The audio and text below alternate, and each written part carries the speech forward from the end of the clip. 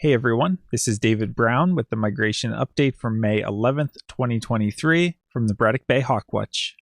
I birded this morning with Kim and Grace, and we started out by doing a quick run through the Firehouse Woods and then here to the Lakeville Community Church Trail. Here's a black and white warbler.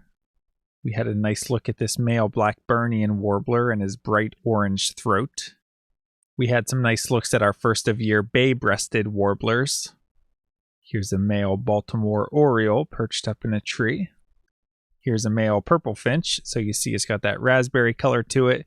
Not really any streaking, any dark streaking underneath the red, and a nice forked tail. Here's another bay-breasted warbler that was hopping from one branch to another. And one more look at a bay-breasted warbler. The past couple days we've been hearing rose-breasted grosbeaks, and today we finally got to see some. And this Lincoln sparrow posed nicely for us up ahead on the path.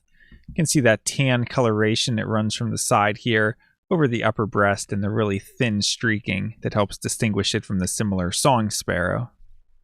I got over to Braddock Bay Park around 8:30, and again it was a beautiful day.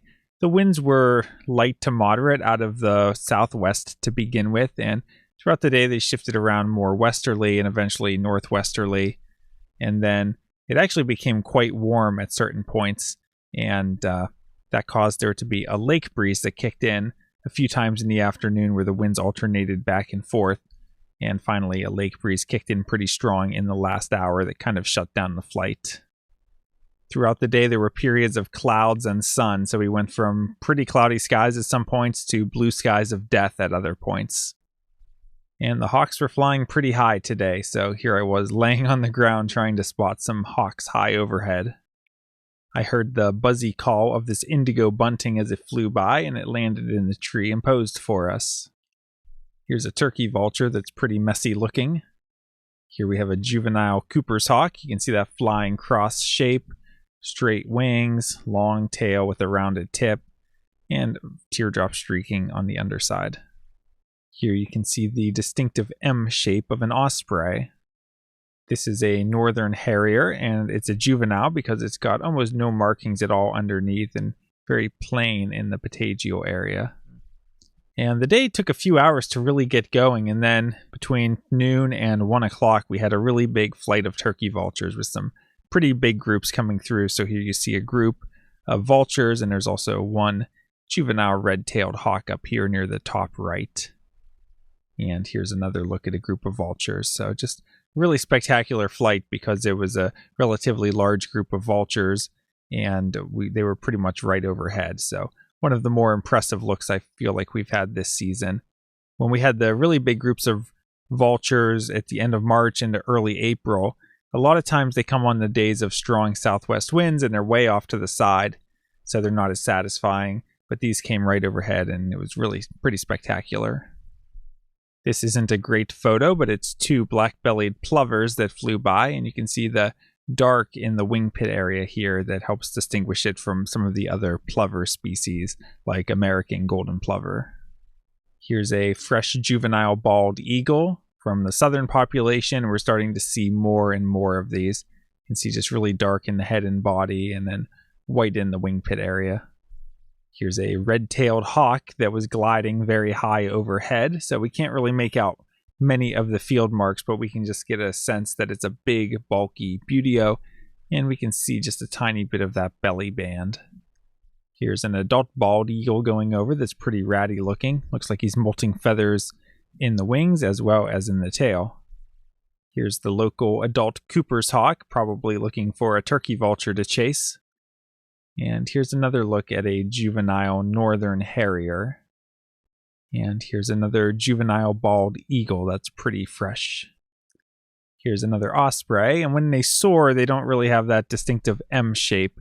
They hold their wings a little bit more straight, but you can still see that distinctive coloration with all the white in here, contrasting with the darker flight feathers of the wing, and just a really distinctive lanky bird overall. We had one sandhill crane today that gave us a pretty close look. And that lake breeze shut the hawk flight down in the 4 p.m. hour, so At 5 o'clock, Kim and I decided to take a walk through Braddock Bay Park and we heard this blue-winged warbler singing, and were able to track it down for some photos. And it seemed really interested in the flowers on this tree. Just a really cool bird. Taking a look at the eBird checklists at the Firehouse Woods, starting at 5:45 a.m., we had 30 species, including our first of year northern parula, or northern parula, however you want to say that word. We walked the church trail one direction, a little bit over a mile, and we had 63 species. Just a really pleasant morning to be out. At Braddock Bay Park for the Hawk Watch, 67 species. And the little walk we did at the end of the day around the park, we had 28 species. Taking a look at the hawk count report for our migrant raptor totals, today we had 465 turkey vultures, 2 ospreys, 16 bald eagles, 9 northern harriers. For accipiters, we had 22 sharpies and 1 coop. For buteos, we had 72 broadwings and 28 red tails. And we had all 3 falcons with 6 kestrels, 1 merlin, and 1 peregrine, for a total of 623 migrant raptors today. That brings our May total to 7,671, and the season total to 44,496. The new species for the season today were northern parula, Tennessee warbler, bay-breasted warbler, and blue-winged warbler. Taking a look at the forecast for tomorrow, it's kind of similar to how it was today, with intervals of clouds and sun, a high in the low 80s, winds starting southwest and then shifting more westerly into northwest at 10 to 15 miles per hour. But if the winds end up being lighter, we have a chance of a northeast lake breeze kicking in like it did today, when it suddenly kicked in and dropped the temperature from the mid-70s down to the low 60s like that.